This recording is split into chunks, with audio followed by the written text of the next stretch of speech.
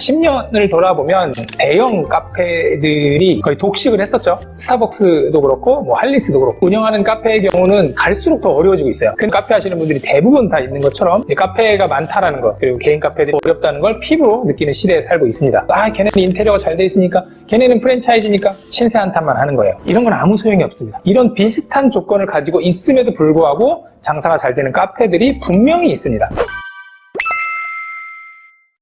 안녕하세요, 제이아빠입니다. 얼마 전에 저랑 비슷한 또래의 카페를 운영하시는 사장님을 뵙고 왔습니다. 사장님이 하시는 말씀이 하루에 14시간씩 커피에 목숨을 걸고 열심히 원두를 내리고 커피 공부를 하고 디저트도 열심히 만들고 고객 응대를 최선을 다해서 하는데 매출이 계속해서 떨어지고 발전이 없다라고 하소연을 하시더라고요. 대부분의 카페 하시는 분들이 비슷한 고민을 하실 겁니다. 지난 한 10년을 돌아보면 대형 카페들이 거의 독식을 했었죠. 스타벅스도 그렇고 뭐 할리스도 그렇고 대형 카페 프랜차이즈들이 어떻게 보면 독식을 하다가 그 이후에 이디야, 백다방, 메가커피, 컴포즈 같은 저가 커피들이 생기기 시작을 했어요. 이제는 커피 시장이 양분화되어 있습니다. 한쪽엔 뭐 대형 베이커리 카페를 포함해서 프랜차이즈들이 손님들을 모으고 있고, 테이크아웃이나 아니면 빨리 먹어 빨리 빠지는 매장들 같은 경우는 저가 커피가 다 가지고 가고 있어요. 그러니까 개인이 운영하는 카페의 경우는 갈수록 더 어려워지고 있어요. 그 자영업의 비율이 몇 프로다, 카페가 몇 개다 이런 게 아니더라도 한 달이만 건너면 카페 하시는 분들이 대부분 다 있는 것처럼 카페가 많다라는 것, 그리고 개인 카페들이 어렵다는 걸 피부로 느끼는 시대에 살고 있습니다.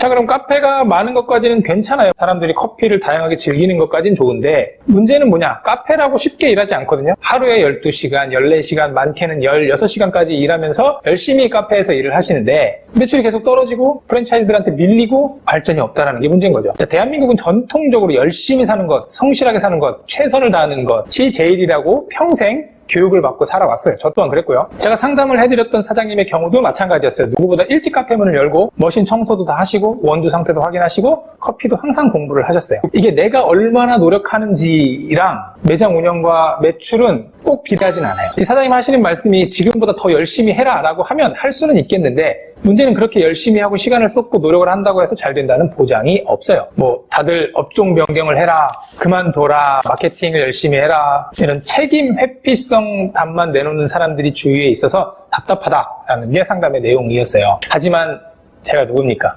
과연 누굽니까? 첫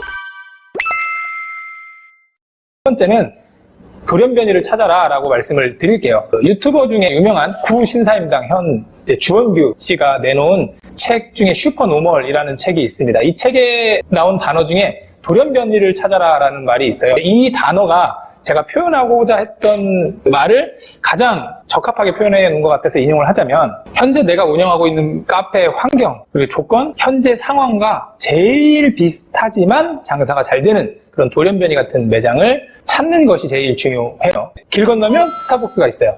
우리 매장은 스타벅스 때문에 장사가 안 돼. 근데 그 옆에 메가가 생기고 컴포즈가 생기고 이디야가 생겨요. 그럼 핑계를 댑니다. 쟤네 때문에 장사가 안 돼. 어차피 스타벅스는 우리가 벤치마킹 할 수 없으니까 저가 커피보다 500원 혹은 1000원 더 싸게 커피를 내놓습니다. 아니면 거기서 파는 디저트들을 사서 조금 더 싸게 내놔요. 그럼 그게 장사가 될까요?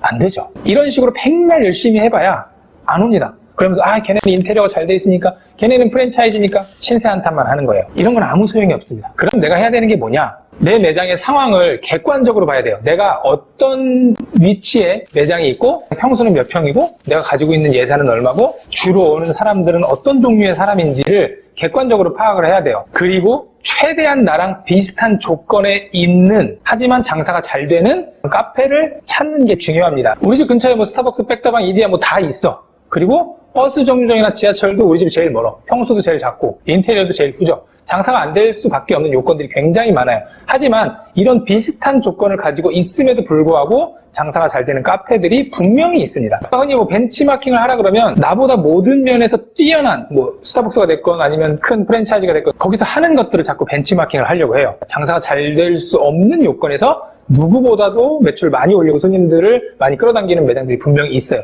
그런 곳을 찾는 것이 중요합니다. 그리고 두 번째는 찾았어요, 그 매장을. 근데 내가 할 수 있는 것이랑 할 수 없는 것을 확실히 인지를 하고 할 수 있는 것들을 벤치마킹을 해야 돼요. 평소는 내가 어떻게 할 수 있는 게 아니잖아요. 그리고 또 뭐가 있을까요?